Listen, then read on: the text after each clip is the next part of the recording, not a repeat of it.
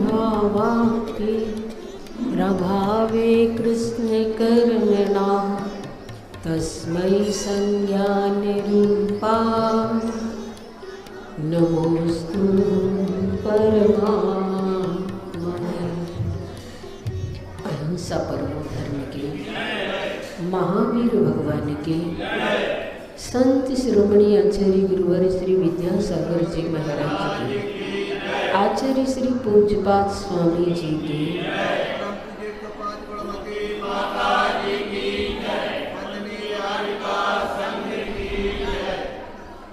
आज हम समझेंगे ज्ञानी के सानिध्य से लाभ,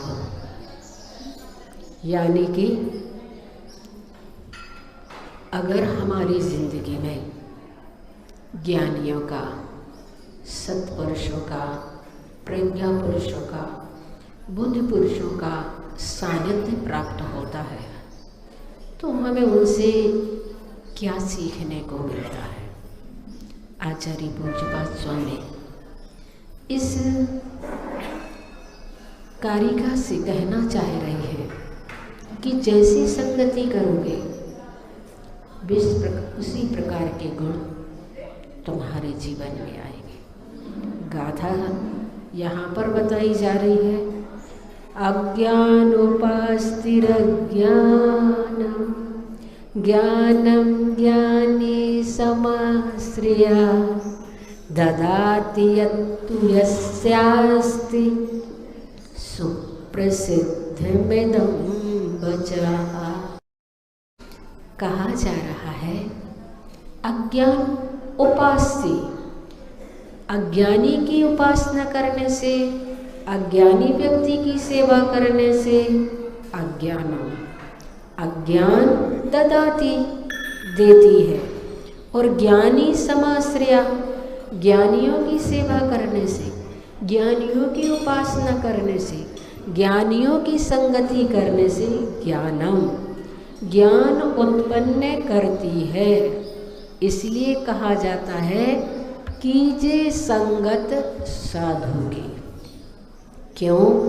क्योंकि इदम, यह बचा बात सुप्रसिद्धम, अच्छी तरह से प्रसिद्ध है कि यस यत्तु अस्ति तद्ददाति, जिसके पास जो होता है वही तो देता है। अज्ञानियों के पास अज्ञान होता है तो है अपना अज्ञान बांटेगा, और ज्ञानियों के पास ज्ञान होता है तो वो हमें ज्ञान देते हैं। बहुत अच्छी बात यहाँ पर आचार्य श्री ने इस प्रसंग में बताई है कि अज्ञान उपास्ति अज्ञानम। जैसे रागमय चित्र देखते हैं तो राग की भावना अवश्य आ जाती है। प्रत्येक को राग भाव आए यह नियम नहीं है, लेकिन राग की भावना आने से यह निमित्त बनता है। चित्र को देखने से विचित्र भाव उत्पन्न होते हैं, निमित्त को लेकर भिन्न भिन्न प्रकार के भाव बनते हैं। जैसा हमारे सामने निमित्त होगा वैसे परिणाम बनते हैं। इसलिए हम कोशिश करते हैं कि हमारे सामने साधुओं के चित्र हों, हमारे सामने आदर्श पुरुषों के चित्र हों, ताकि उनको देख देख करके भी हम अपने आप को संभालें। क्योंकि निमित्त नैमित्तिक संबंधी भी होते हैं, निमित्त को लेकर भिन्न भिन्न प्रकार के भाव होते हैं। ज्ञानी की उपासना करने से ज्ञान का लाभ होता है, और अज्ञानी की उपासना करने से अज्ञान का लाभ होता है। अतः जिसकी उपासना करने से हमारा मन विषय कसायों से बच सकता हो, उसकी उपासना कर लेनी चाहिए।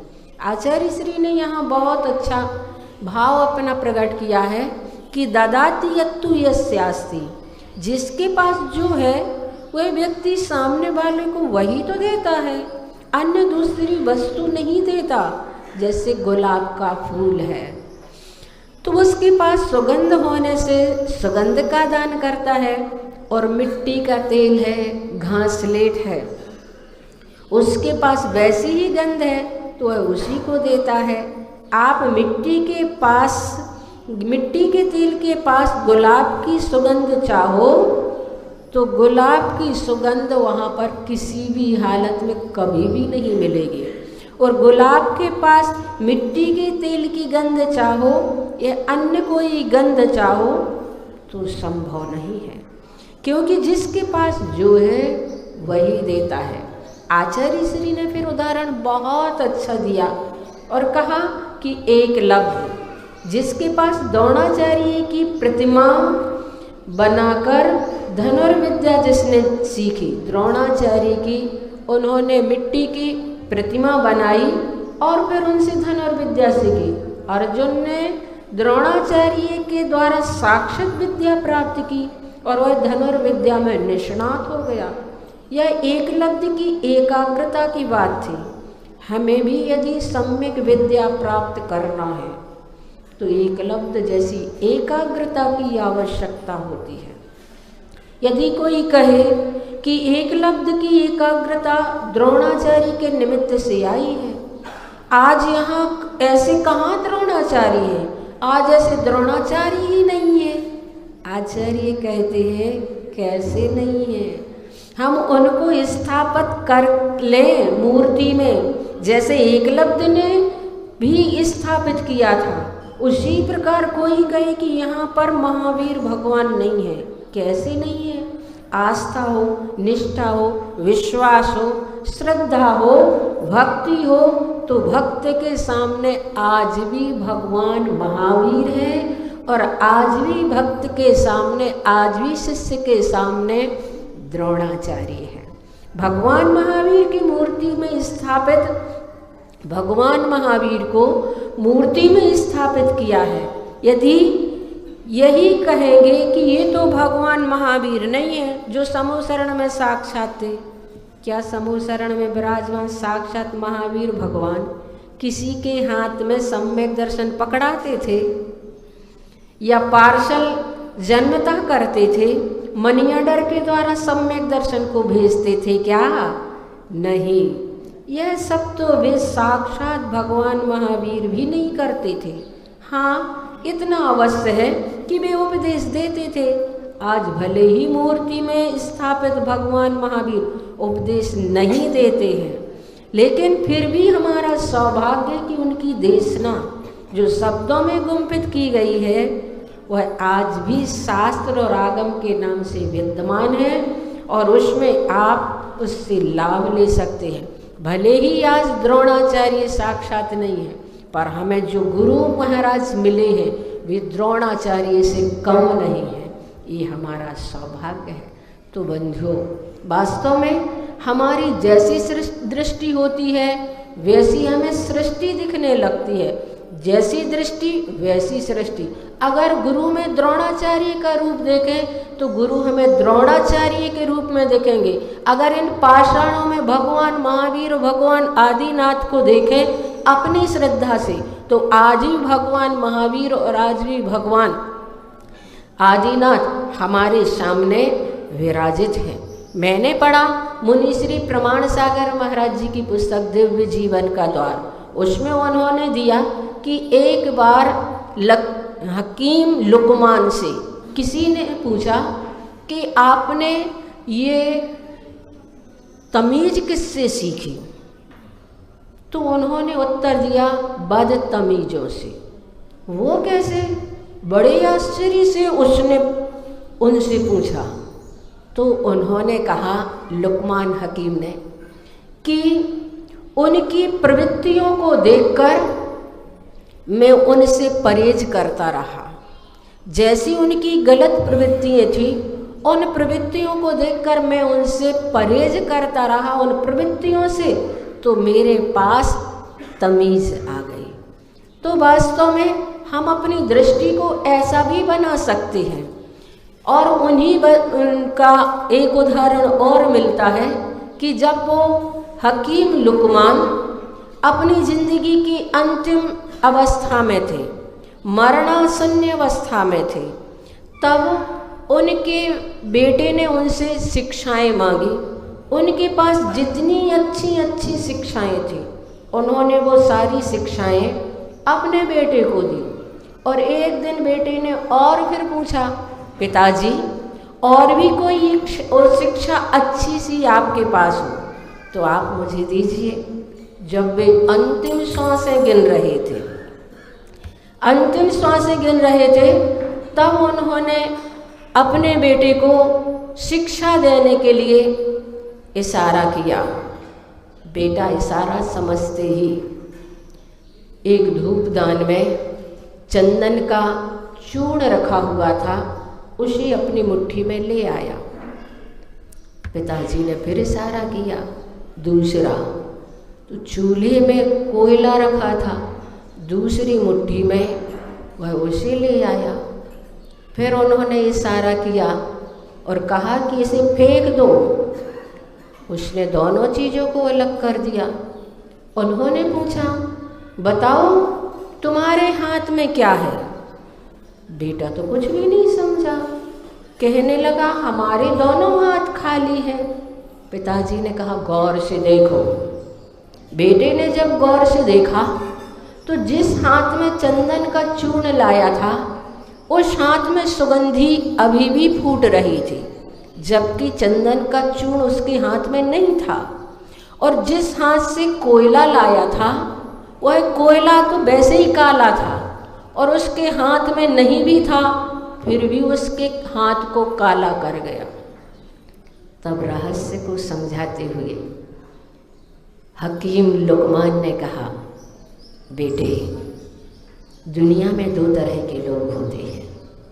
एक तो चंदन की तरह अपने जीवन में सुगंधी फैलाते रहते हैं और दूसरे के जीवन को भी सुगंधित कर देते हैं। जब तक उनका सानिध्य हमें प्राप्त होता है तब तक हमारा जीवन सुगंधित होता है, और उनका सानिध्य छूट भी जाए तो भी हमारा जीवन महकता रहता है। और दूसरे लोग दुर्गुणों की कालिख अपने साथ में लिए हुए होते हैं, कोयले की तरह उनका जीवन होता है। जब तक हम उनकी संगति करेंगे तब तक हमारा जीवन बिगड़ता है। संगति छूट भी जाए तो भी उस कालिख को छुटा पाना बड़ा मुश्किल होता है।